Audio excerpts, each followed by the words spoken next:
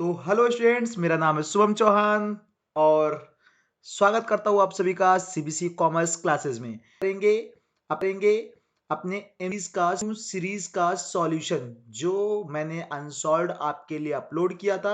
अब उसी का हम लोग करेंगे यहाँ पर सॉल्यूशन। तो देखो, शुरू करते हैं क्वेश्चन नंबर 1 से और इजीली इसको समझते हैं और इनका सॉल्यूशन हम लोग करते हैं। पहला है successful organization do not achieve goals by chance but by following a deliberate process known as। एक सक्सेसफुल ऑर्गेनाइजेशन वो अपना गोल बाय चांस नहीं करती, लक अचीव नहीं करती है। वो अपना गोल डेलिब्रेट प्रोसेस से अचीव करती है। इसका मतलब कि अपना गोल एफर्ट से अचीव करती है, मेहनत से अचीव। और कोई भी सक्सेसफुल ऑर्गेनाइजेशन होता है तो वहां पर वो क्या करते हैं, अपने यहाँ पर सभी रिसोर्सेज को एक प्रॉपर मैनर में, एफिशिएंट रूप में क्या करते हैं,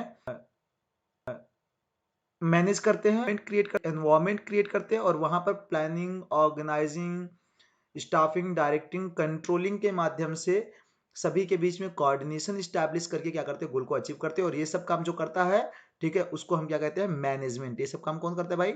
मैनेजमेंट करता है। तो D is the right answer. Second चलते हैं, ठीक है। Management is organisation the organisation which are.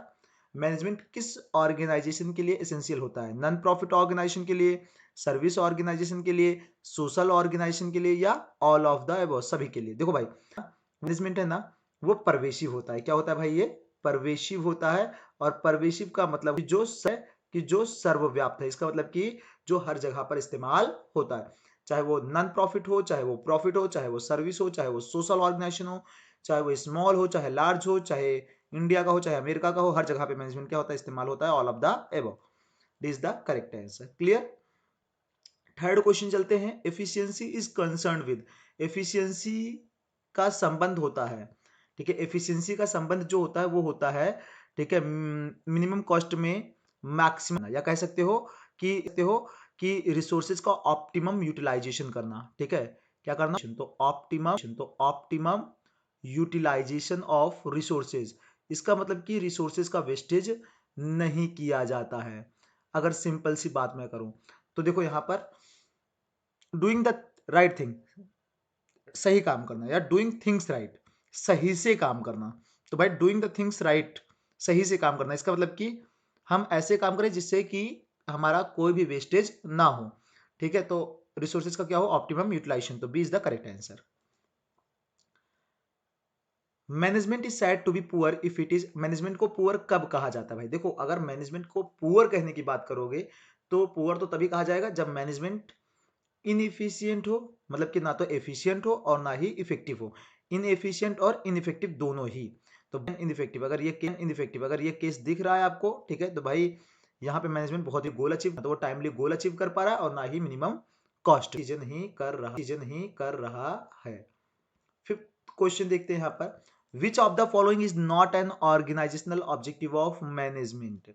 इनमें से ऑर्गेनाइजेशन का ऑब्जेक्टिव कौन सा नहीं है? तो भाई देखो, ऑर्गेनाइजेशनल ऑब्जेक्टिव पहली बात तो होता क्या है, तो ऑर्गेनाइजेशनल ऑब्जेक्टिव होते हैं 3, ठीक है। सर्वाइवल के लिए ऑर्गेनाइजेशन को क्या करना पड़ेगा, ठीक है, कम से कम इतना तो कमाना पड़ेगा कि अपनी लागत निकाल ले, अपनी कॉस्ट को कवर कर ले। तो देखो, पहला point, earning enough revenue to cover cost, ये तो भाई ऑर्गेनाइजेशनल ऑब्जेक्टिव है, ठीक है। अच्छा, दूसरा प्रॉफिट, मतलब कि कंपनी फिर क्या करे, अगर एक सर्वाइवल कर चुका है, एक लाइफ टाइम मतलब एक लाइफ स्पैन मार्केट को दे चुका है, तो फिर अर्न करना चाहिए, प्रॉफिट अर्न करना चाहिए, जिससे कि वो बिजनेस के रिस्क को कवर करने की क्षमता रखे। तो देखो, B point, earning sufficient profit to cover risk of the business, मतलब सफिशिएंट प्रॉफिट अर्न करे जिससे बिजनेस के रिस्क को क्या कर सके, कवर कर सके। तो भाई ये भी क्या है, जो बी पॉइंट है, ये भी ऑर्गेनाइजेशन का ही ऑब्जेक्टिव है। और जो ऑर्गेनाइजेशन का तीसरा ऑब्जेक्टिव है वो होता है ग्रोथ, मतलब कि ऑर्गेनाइजेशन लॉन्ग टर्म के लिए अपने आप को डाइवर्सिफाई करे और लॉन्ग टर्म के लिए अपने आप को क्या करे, ग्रोथ करे, नए नए ब्रांचेस खोले, अपनी सेल्स बढ़ाए, वगैरह वगैरह। तो increase in the prospect of the business in long run, तो मतलब कि लॉन्ग रन के अंदर बिजनेस का प्रोस्पेक्ट होना चाहिए कि वो क्या करे, इंक्रीज करे, ग्रोथ करे। तो भाई ये तीनों तो हो गए आपके ऑर्गेनाइजेशनल ऑब्जेक्टिव। लेकिन ये चौथा जो है, providing free education to their employ children, अपने एम्प्लॉयज के बच्चों को एक फ्री एजुकेशन प्रोवाइड करें। एम्प्लॉयज के भाई देखो, अगर एम्प्लॉयज के प्रति कोई चीज आप कर रहे हो तो वो है भाई, वो ऑब्जेक्टिव क्या है भाई, वो पर्सनल ऑब्जेक्टिव। क्लियर है? तो भाई ये ऑर्गेनाइजेशनल ऑब्जेक्टिव पर्सनल ऑब्जेक्टिव के अंदर आता है। तो यहाँ पर जो डी है इज द करेक्ट आंसर कि ये ऑर्गेनाइजेशनल ऑब्जेक्टिव नहीं है। 6, विच of the following is not a designation related इनमें लेवल मैनेजमेंट, इनमें से टॉप लेवल मैनेजमेंट से संबंधित कौन सी डेजिग्नेशन नहीं होता है भाई? वाइस प्रेसिडेंट टॉप लेवल, ये तो तीनों होते हैं टॉप के, और प्रोडक्शन मैनेजर ये होता है भाई मिडिल का। ये किसका होता है? ठीक है, ठीक है, ये मिडिल लेवल मैनेजमेंट होते हैं। जितने भी डिपार्टमेंटल हेड्स होते हैं, प्रोडक्शन मैनेजर हो गए, सेल्स मैनेजर हो गए, मार्केटिंग मैनेजर हो गए, जितने भी डिपार्टमेंट्स हैं इन सभी के, ठीक है, मैनेजर्स होते हैं, ठीक है, उन सभी को हम क्या मिडिल लेवल मैनेजमेंट के पार्ट होते। क्लियर है भाई? क्लियर है भाई? 7 number, which of the following is a, इनमें से टॉप लेवल मैनेजमेंट, इनमें से टॉप लेवल मैनेजमेंट का कौन सा फंक्शन नहीं है? नहीं नहीं, विच of the following is a function of top level management, इनमें से टॉप लेवल मैनेजमेंट का कौन सा फंक्शन है? तो सबसे पहले ensuring quality of output. Ensuring quality of output कौन इंश्योर करता है भाई? तो जो मतलब इंश्योर करता है ये जो लोअर लेवल पे होते हैं, सुपरवाइजर्स वगैरह, ठीक है, क्वालिटी चेकर्स, लाइन मैनेजर्स, ये लोग क्या करते हैं? तो लोअर लेवल के जो मैनेजर्स होते हैं ये क्या करते हैं? क्वालिटी इंश्योर करते हैं। Assigning necessary duties and responsibilities to their department, अपने डिपार्टमेंट को रिस्पॉन्सिबिलिटीज असाइन करना। तो भाई ये मिडिल लेवल का काम है, अपने अपने डिपार्टमेंट को भाई क्या करे? ड्यूटीज और रिस्पॉन्सिबिलिटीज असाइन करे। C, taking responsibility of all activities of the business on the society, impact on the society, मतलब कि बिजनेस की सभी एक्टिविटीज का ख्याल रखना, ठीक है, और इसका सोसाइटी के ऊपर क्या प्रभाव जा रहा है, इसकी सारी रिस्पॉन्सिबिलिटी लेना। तो भाई देखो ये क्या है? टॉप लेवल का काम है, सोशल रिस्पॉन्सिबिलिटीज या पर्सनल रिस्पॉन्सिबिलिटीज को फुलफिल करना, ठीक है, और बिजनेस की सभी एक्टिविटीज की रिस्पॉन्सिबिलिटी लेना, ये किसका काम होता है? टॉप लेवल मैनेजमेंट का काम होता है। तो C is the correct answer. वैसे डी भी देख लेते हैं, ensuring that the safety standards are maintained within the organisation, मतलब ये इंश्योर करना कि सेफ्टी स्टैंडर्ड्स ऑर्गेनाइजेशन के अंदर मेंटेन किया जा रहा है या नहीं किया जा रहा है। तो ये इंश्योर करना किसका काम है? लोअर लेवल का, जो एम्प्लॉयज के साथ क्या कर रहे हैं? काम कर रहे हैं, तो वो लोग यही देखते हैं कि हाँ सभी सेफ्टी प्रिकॉशंस लिए गए हैं या नहीं लिए गए हैं, सेफ्टी स्टैंडर्ड्स को फॉलो किया जा रहा है या नहीं किया जा रहा है। तो यहाँ पर जो टॉप लेवल काम कर रहा है वो यही कर रहा है कि taking responsibility of all the activities of the business and it's impact on the society, business की सभी एक्टिविटीज की रिस्पॉन्सिबिलिटी लेना और इसका सोसाइटी के ऊपर क्या प्रभाव है उसको भी देखना। तो C is the right answer. Number बात करते हैं 8, identify the level of management which does not interact with the work force directly. Identify the level of management, मतलब लेवल ऑफ मैनेजमेंट को क्या करो? यहाँ पर आइडेंटिफाई करो, which does not interact with the work force directly, जो work force से directly interact नहीं करता है। तो देखो वर्क फोर्स से डायरेक्टली जो इंटरेक्ट करते हैं ना वो लोअर लेवल के मैनेजर्स करते हैं, ठीक है, जैसे कि आपके सुपरवाइजरी है, ठीक है, ऑपरेशन है और फर्स्ट लाइन मैनेजर। भाई ये तीनों ही लोअर लेवल मैनेजमेंट मतलब मैनेजर्स होते हैं, और lower level managers work force से डायरेक्टली क्या करता है? मतलब कि अटैच होता है और इनसे डायरेक्टली इंटरेक्ट करता है। तो सुपरवाइजर्स, ऑपरेशनल और first line manager. Middle level management, भाई ये मिडिल लेवल मैनेजमेंट जो होते हैं वो डायरेक्टली वर्कर्स से या वर्क फोर्स से डायरेक्टली इंटरेक्ट नहीं करते हैं। ये क्या करते हैं भाई? जो मिडिल लेवल मैनेजर्स होते हैं ये लोअर लेवल मैनेजर से क्या करते हैं? कॉन्टेक्ट करते हैं, इनको गाइड देते हैं, इनको मतलब कि इनकी ग्रीवेंसेज और प्रॉब्लम्स को सुनते हैं। तो ये लोअर लेवल से अटैच होते हैं, ये डायरेक्टली वर्क से अटैच नहीं होते। तो D is the correct answer. Then उसके बाद है कि 9 नंबर देखो, this function of management related to placing the right person at the right job. तो देखो सही पर्सन को सही जॉब के लिए सिलेक्ट करना, रिक्रूट करना, ठीक है, सही टाइम पर सही क्वालिफिकेशन के साथ, ये काम होता है स्टाफिंग का। भाई किसका होता है? स्टाफिंग। तो B is the correct answer, यहाँ तो कुछ सोचना ही नहीं है। एंड लास्ट देखते हैं जो ये केस स्टडी दे रखी है रोहन। देखो केस स्टडी को सॉल्व करने का एक तरीका होता है, ध्यान से सुन लो। केस स्टडी के अंदर क्या करते हैं हम? एक सेंटेंस को उसके मतलब कि जो फुल स्टॉप है वहां तक पढ़ते हैं, और वहां तक अगर हमें कोई चीज समझ में आती है ना तो वहीं पे हम क्या कर लेते हैं? उसको लिख लेते हैं। जैसे Rohan work as a production manager in a global enterprise limited. Rohan एक प्रोडक्शन मैनेजर पे काम कर रहा है ग्लोबल एंटरप्राइज लिमिटेड के अंदर। तो रोहन किस लेवल पे काम कर रहा है? Production manager. तो प्रोडक्शन मैनेजर क्या होता है भाई? किस लेवल का होता है? तो मिडिल लेवल का होता है। ये मुझे समझ में आया, मैंने यहीं पे लिख लिया, ठीक है। अपने आप ही आंसर मिल जाएगा लास्ट में अगर आप समझ के चलोगे तो।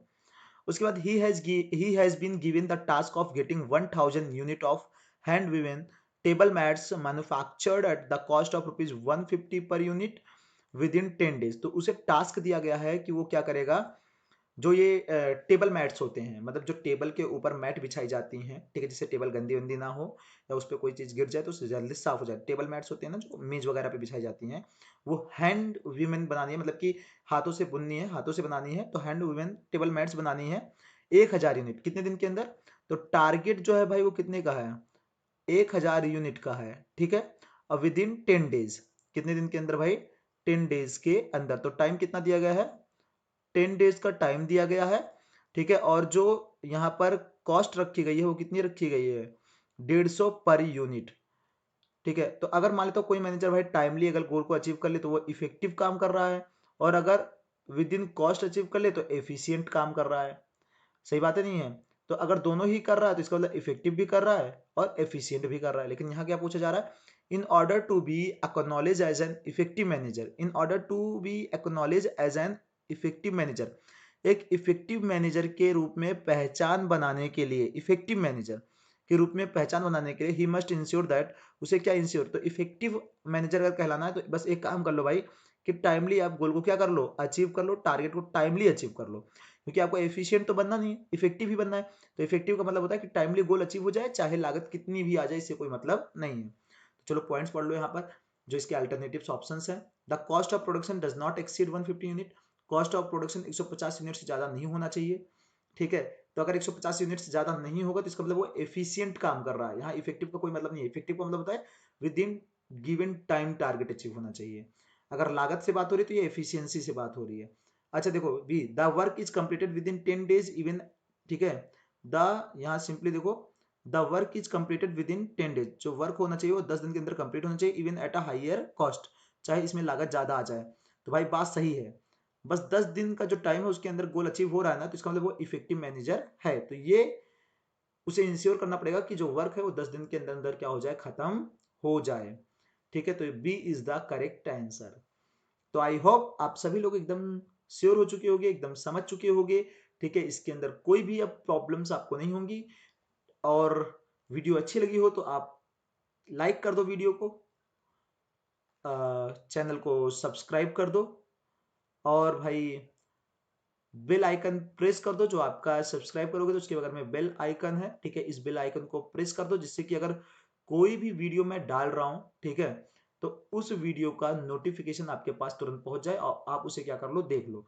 मैं ऐसे ही प्रैक्टिस आपकी करवाता रहूंगा लगातार, और आप मेरे चैनल को बस शेयर कर दो। अगर अच्छा लगा हो वीडियो और आपको कॉन्सेप्ट समझ में आया हो तो आप शेयर कर दो अपने दोस्तों के साथ, सपोर्ट दिखाओ। और अगर आपको कहीं पे भी कोई भी डाउट है तो आप मेरे पर्सनल नंबर पे 7703935573, इस पे क्या कर सकते हो, आप मुझे व्हाट्सएप कर सकते हो, ठीक है। और आप पर्सनली मुझे बोल सकते हो, तो मैं आपका सॉल्यूशन प्रोवाइड करूंगा या उस टॉपिक से रिलेटेड वीडियो जरूर बनाऊंगा। धन्यवाद, मिलते हैं आप अगली वीडियो में। Good night.